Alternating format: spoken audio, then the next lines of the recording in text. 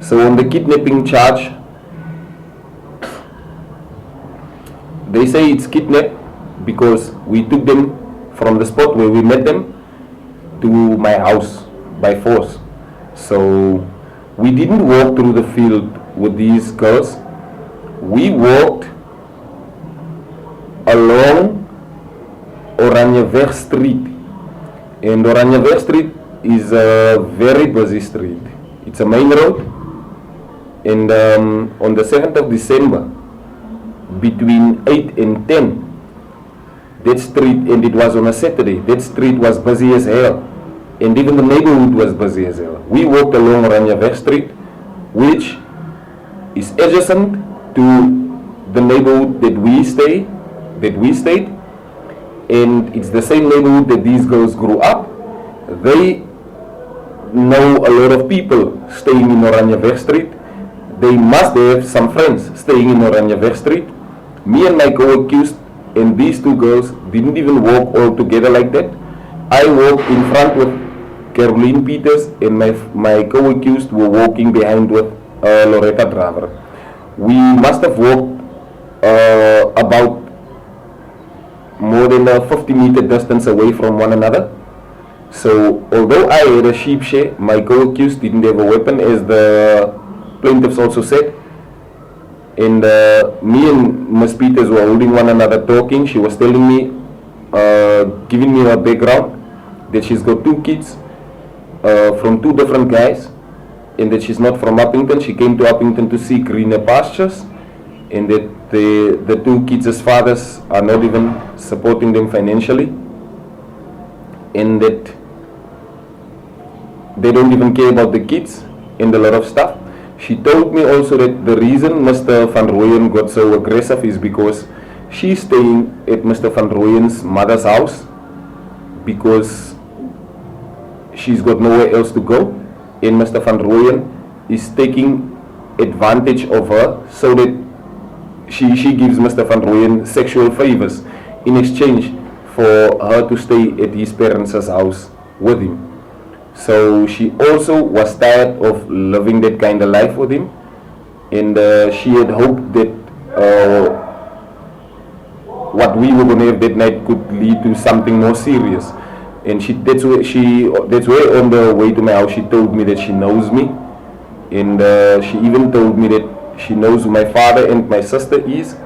She knows who my grandmother is, where she stays, but that's not my biological grandmother, it's my stepsister's grandmother. And she told me she even knew who my cousins are, and from what she said I could hear that she really knows me quite well. So we were holding one another walking. We even walked past the police van that was stationary, and as we approached the police van, they were busy searching some people because it was a real busy night on the December. Some people were drunk, some people were out making crime because it's so busy.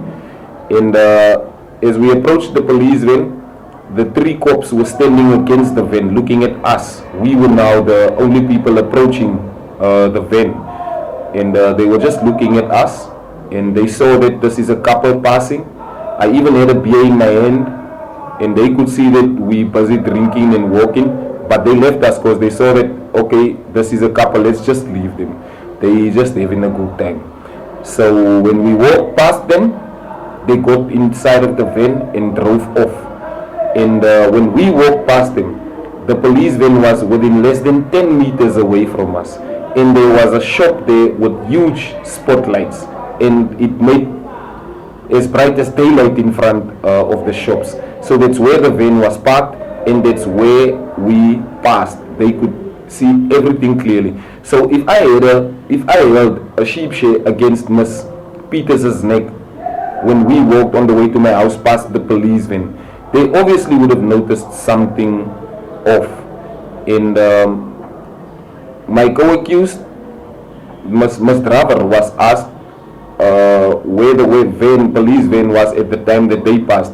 Then she said the police van drove past them, which shows that they did walk quite a distance away from us, because the police van only drove off once we passed it. And like I said, we walked, according to my observation, apart from one another for a distance of more than 50 meters in them. So I told my legal representative to ask Ms. Draver whether it is true that my co-accused didn't even hold her hand when they were walking, and she said yes, it's true. I had to call my legal representative again to ask further questions about that because he somehow wanted to skip it, and I told him to ask Ms. Draver whether it is true that my co-accused didn't even talk to her on the way. She said it's true. I told him to ask Ms. Draver whether it is true that my co-accused was on social media, on WhatsApp and on Facebook while they were walking and didn't even pay attention to her, and she said it's true. So I don't know whether that is really kidnap or not.